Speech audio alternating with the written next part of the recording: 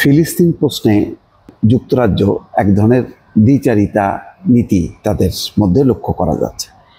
একদিকে পার্লামেন্টে প্রবল চাপ কিয়ার স্টারমার সরকার বা লেবার পার্টি সরকারের প্রতি যে ফিলিস্তিনকে রাষ্ট্র হিসেবে স্বীকৃতি দিতে হবে, কারণ ফ্রান্স সহ পশ্চিমের অন্তত 15টি দেশ বলেছে যে দ্বিরাষ্ট্রভিত্তিক সমাধানই একমাত্র ওই ফিলিস্তিন সংকটের সমাধান দিতে পারে। অর্থাৎ ইসরায়েল একটা রাষ্ট্র থাকবে, ফিলিস্তিন একটা রাষ্ট্র থাকবে। যদিও মার্কিন যুক্তরাষ্ট্র একেবারে পরিষ্কারভাবে বলেছে যে না, এটাকে তারা সমর্থন করে না। মার্কো রুবিও মার্কিন পররাষ্ট্রমন্ত্রী, তার সঙ্গে যুক্তরাজ্যের পররাষ্ট্রমন্ত্রী যে সাক্ষাৎ, সেই সাক্ষাৎকারে তারা বলেছে যে এটা সমর্থন করে না। ফলে একদিকে চাপে আছে যে যুক্তরাজ্য সবসময় যুক্তরাষ্ট্রের একেবারে আদি এবং অকৃত্রিম বন্ধু। এখন তারা যুক্তরাষ্ট্রের চাপও উপেক্ষা করতে পারছে না, আবার আভ্যন্তরীণভাবে যে লেবার পার্টি সহ তার নিজের দল এবং অন্যান্য দলের যে চাপ যে দিতে হবে স্বীকৃতি, সেই তারা উপেক্ষা করতে পারছে না। অর্থাৎ তারাও স্বীকৃতি দেবে এমন একটা অবস্থার মধ্যে ভিন্ন একটি পরিস্থিতি দেখা গেল যে যুক্তরাজ্যে নিষিদ্ধ প্যালেস্টাইন অ্যাকশন গ্রুপের পক্ষে বিক্ষোভকালে গ্রেপ্তার 466 জন। সাম্প্রতিক সময় কোনো বিক্ষোভে এত বিপুল পরিমাণ মানুষের গ্রেপ্তার কিন্তু হয়নি। অথচ যাদের উপর অ্যাকশন নেওয়া হলো তারা ফিলিস্তিনিদের অধিকার রক্ষার পক্ষে একটা কাজ করে, একটা প্রতিষ্ঠান বা সংগ্রাম। এটাও দেখেন আবার মিলে যাচ্ছে যে ডোনাল্ড ট্রাম্প মার্কিন যুক্তরাষ্ট্রে বিভিন্ন বিশ্ববিদ্যালয়ে যে শিক্ষার্থীদের বিক্ষোভ ফিলিস্তিনিদের পক্ষে, সেটা দমন করার জন্য সেই বিশ্ববিদ্যালয় কর্তৃপক্ষের অনুদান বন্ধ করা, জরিমানা করা এবং গ্রেপ্তার করা, একেবারে লঙ্কাকাণ্ড ঘটাচ্ছে মার্কিন যুক্তরাষ্ট্রে।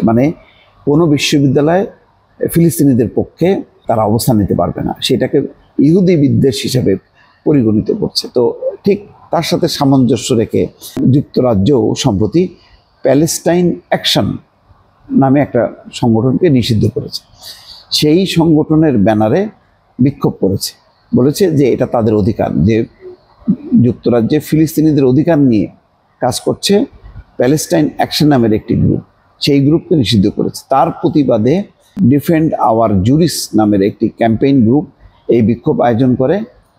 সেখানে বলা হচ্ছে যে পার্লামেন্ট স্কোয়ারে জড়ো হয়ে বিক্ষোভকারীরা হাতে প্ল্যাকার্ড নিয়ে প্যালেস্টাইন অ্যাকশনের পক্ষে সমর্থন জানানোয় তাদের গ্রেপ্তার করা হয়েছে।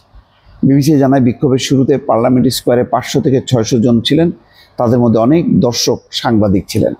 আবার এমন অনেকে ছিলেন যাদের হাতে প্যালেস্টাইন অ্যাকশনের সমর্থনে কোনো প্ল্যাকার্ড ছিল না। তাদের মধ্যে নিষিদ্ধ সংগঠনটিকে সমর্থন করার অভিযোগে স্থানীয় সময় সন্ধ্যা 6টা নাগাদ 365 জনকে গ্রেপ্তার করা হয়।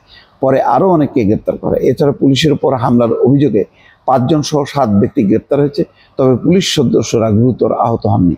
রয়টার্সের খবরে বলা হচ্ছে যে লন্ডন মেট্রোপলিটন পুলিশ বিভাগ সামাজিক যোগাযোগ মাধ্যম এক্সে জানায় এই পর্যন্ত 466 জনকে গ্রেপ্তার করেছে তারা। তো এর মধ্য দিয়ে যে এটা প্রমাণ হয় যে তারা মার্কিন যুক্তরাষ্ট্রের প্রশাসনের যে মূল থিম যে ফিলিস্তিনিদের স্বীকৃতি দেব না, তাদের উপর যে ইসরায়েলের যে আক্রমণ, ইসরায়েলের গণহত্যা, তার পক্ষে যেমন অবস্থান, যুক্তরাজ্য কিন্তু এখন দ্বিমুখী অবস্থান নিচ্ছে। একদিকে তারা যুক্তরাষ্ট্রের মতন করে তারা ফিলিস্তিনিদের পক্ষে কোনো বিক্ষোভকে সমর্থন করছে না, অন্যদিকে আবার পার্লামেন্টের ভেতরে চাপের কারণে তারা ফিলিস্তিনি রাষ্ট্রের স্বীকৃতি দেবে এমন কথাও বলছে। ফলে এখন এই মুহূর্তে যুক্তরাজ্য এখন দড়ি মাছ না ছুঁই পানির মতন অবস্থানে যাচ্ছে। শেষ পর্যন্ত তাদের অবস্থানটা, রাজনৈতিক অবস্থানটা কতখানি ফিলিস্তিনিদের পক্ষে আসবে সেটি বলা খুব কঠিন। দর্শক ভালো থাকবেন, আল্লাহ হাফেজ।